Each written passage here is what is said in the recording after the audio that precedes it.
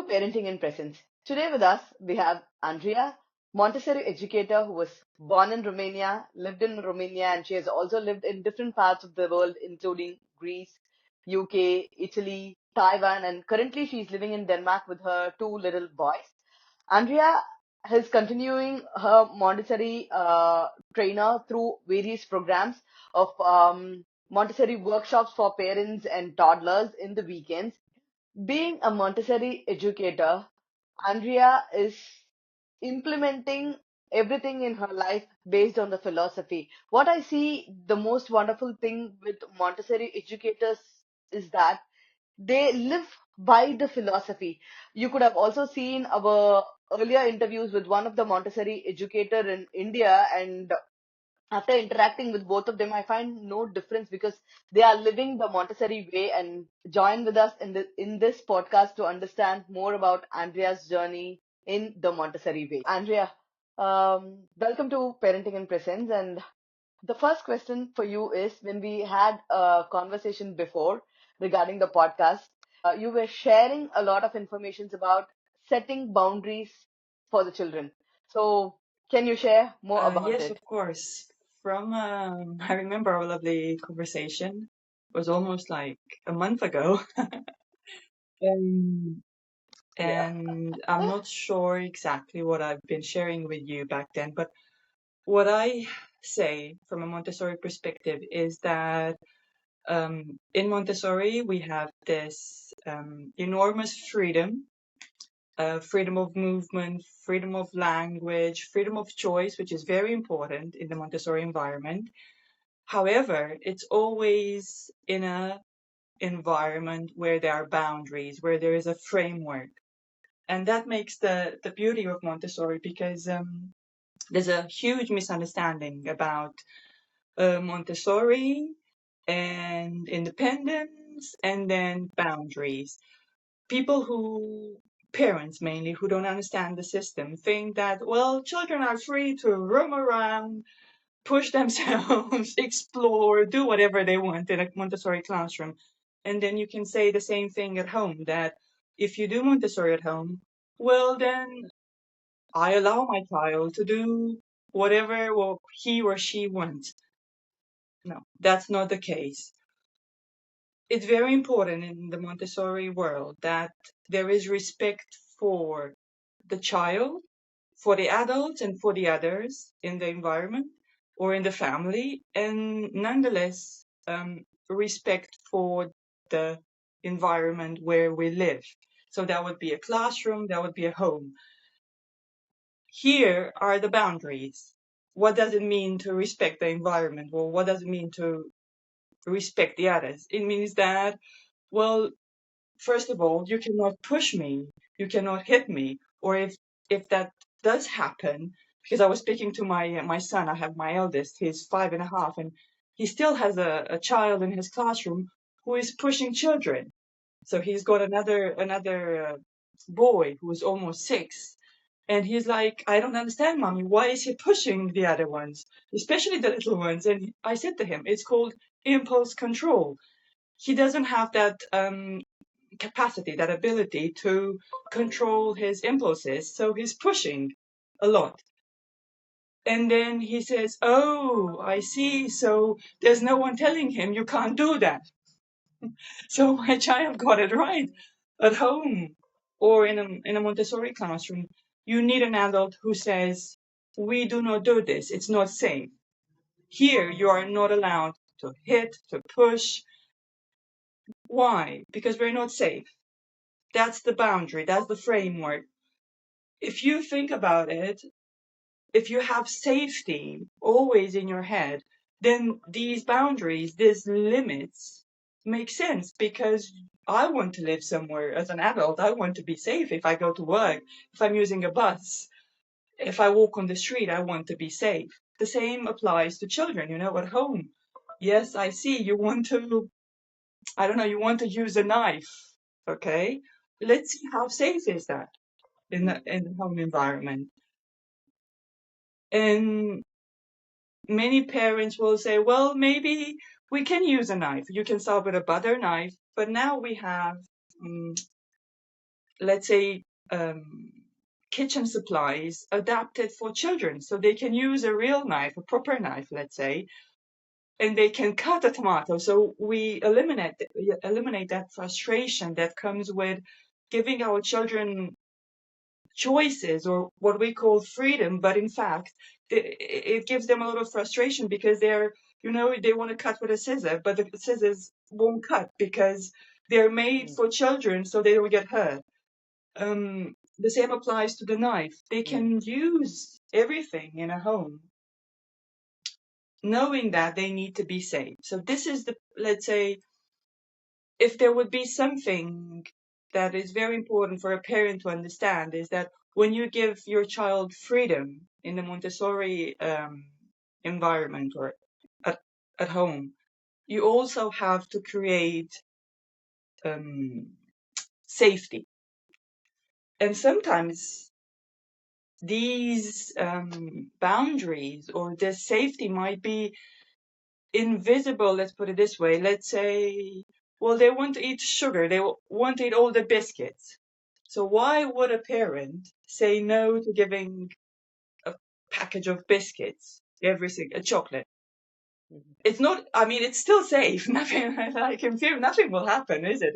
I mean, maybe they'll have a, yeah, but what's going to Yeah. happen? So then you look on the long term, how does it affect you? Let's say to my kid, what do I say? It's going to affect, like if you have too much chocolate or chocolate every single day, it's going to affect your teeth on the long term, your health. And what happens then? You can have a conversation with a child, as they grow older. In the beginning, you will say, no, I'm not giving you a chocolate every single day. In the beginning, we need to be firm. It has to be this message. I know you want it. I know you really want that chocolate, but you cannot have it. They might be throwing a tantrum, but you know better. On the long term, you can start having this on the long term, while they grow, you can start having this conversation. Look, when we have a lot of chocolate, it's being absorbed very quickly in our bodies, and it gives us a lot of energy. And then how are you going to use this energy inside a flat in Copenhagen? This is what I tell my kids. So now, if we have a treat, or if we have a chocolate at home, I tell him, look, in 15 minutes, half an hour, 1 hour, you will start seeing it. You will start reacting to this chocolate. So I will tell you to notice your body, to see how you feel. And, you know, the more we explain these boundaries to our children, the more we grow. We grow with these boundaries, and the better they understand. Um, yeah. Does it make sense? Yes, it does. When we before we had our own children, when we used to visit our friends, we used to be surprised. Like the parents of those kids would be like, "Hey, don't take that. Don't Mm, eat this. Don't." There'll be a lot of don'ts. Boundaries were set in such a way where don'ts are emphasized and do's are not spoken about. So when we started mm, our parenthood journey, we just scanned through our entire house, both the physical things, food, whatever. So we made the setup in such a way that we are not telling any no to the children. If I am stocking up a lot of chocolates and if I'm eating chocolates, obviously my child would ask for it. I know it is not good for my health, and if I understand that eating it once in a while is fine, and if I'm stocking it up once in a while, you don't have to say no.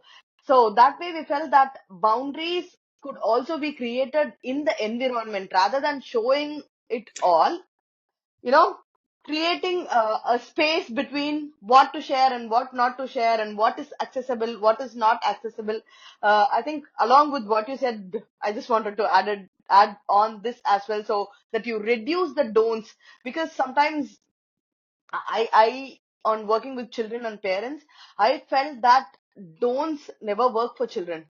As you said, if you are eating this, observe your body. So they should be given either age appropriate explanations or Yes, do yes, not yes. expose it. You're touching here Yeah. two very important topics.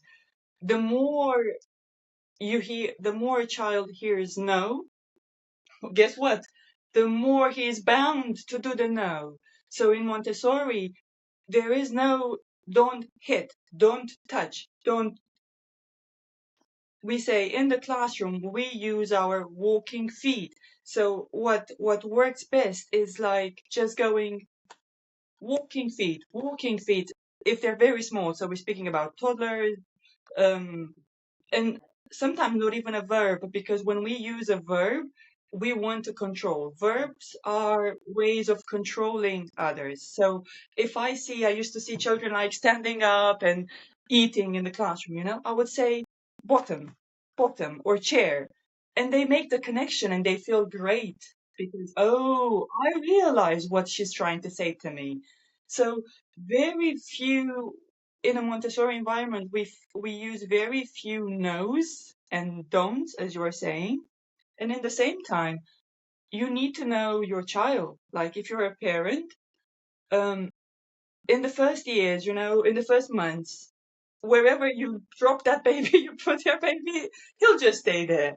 But once they start crawling around, and at the Montessori workshops that I create, I facilitate here in Alma, there are a lot of crawlers, and at that point, you can see the temperament of your child. Is he very driven, very curious? Is he an explorer, a natural born explorer, like touching all sorts of things, the flower pots, you name it. So then, as a parent, you have to say to myself, I need to baby proof my house. What does it mean? That you want to avoid again that frustration. So, there's no point in having and repeating yourself like 1,000 times, because in one way with Montessori, you will have to say, hands are kind, hands are for eating, and we don't use it for other things. But if you can avoid that, put the flowers up for a while. What else? As you said, try and childproof your home. With my youngest, Yeah. he's just curious. Like he's like I'm looking up there. I have on a shelf. I put some coloring pencils because with those ones, I I go crazy when I have to remove it from the wall. So it's absolutely a no-go for me because I know that I will get very frustrated as well. And then I won't be Mm. able to regulate, and then I will get very angry with him. So why leave it to him? He's still a child. He cannot, he sees it, he wants it. He doesn't care if it's a wall, if it's the floor, if it's the Mm. paper. He cannot differentiate between where to draw Yes, and where and not now to I explore. can, Yeah. we have a conversation, and if it's like a pencil, a drawing pencil, and if I'm in the area, I will say, what do we use? Paper is for coloring. However, I'm not observing and I'm not present 100. You know how it is. You're a mom, you're not always around them. So True. why should I make my True. life easier? And this is again, as we said, this is all about boundaries. Because as an adult, we also need, we are the ones, I think I remember, we are the boss. We know better. We say, sorry, follow the child. Yes. But we have to take the responsibility of having the rational brain. We're the ones who can make rational decisions. I can't expect my child to make a rational decision. Yeah. So here it is, the long explanation regarding boundaries, and then of course there are layers and layers and layers, and just to touch, probably this was something that we talked the previous time.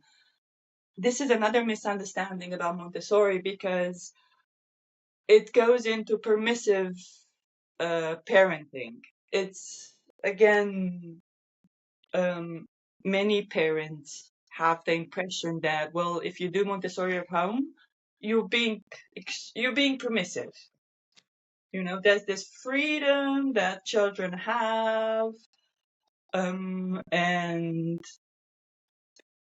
a Montessori parent is a permissive parent. I remember I was in London, and then one mother, she noticed that her child, he couldn't put his shoes on. He would always do it the other way around. And she was like, well, isn't it this the Montessori way that they have to learn by themselves? Okay. But he's not getting it, you know, he's 5. He's 5. If Mm. he's 5 and you can see that your little input can create such a big difference, Good. then you will go for it. The most important thing here Mm. is, how do you do it? Do you criticize? Do you do it with judgment, or, Mm. you know, playfulness? You do it in a playful way, Nice. or you're Mm. being smart, because we said about that we are the rational ones. And remember, I used to say to some parents, you True. put like a huge sticker. I don't know. You like I have here. You cut it in half, and one shoe goes inside, the other shoe goes Mm. inside your shoe. So you're indirectly helping your child figure out which shoe goes on which foot, because the puzzle is like a puzzle. So these are very small things that we do, and we are not permissive here. We are loving, Mm. we are caring, we are responsive to our children's emotional needs very much. However, we have Mm. high expectations from our children. You know, it's not like in French they say laissez faire. It will happen. It will happen. No, Mm. it doesn't work like that. I know he can do it. He will achieve that goal. So, yeah. But we have to give the time and the Yes, right yes, inputs for very that. much. Yeah. That's wonderful, Andrea, because boundaries, setting up boundaries are always like a big hurdle for any parent, whether they follow Montessori or not. And thank you so much for clarifying on that. And I just want to share the statement you shared last time when we spoke. You told follow the child, but be the boss. I think it is, you have just comprised the entire thing that we spoke for the last 15 minutes in a statement. So it's very important that we follow our children, but we have to be the boss in deciding what we are giving and what we are not giving. Thank you so much for that.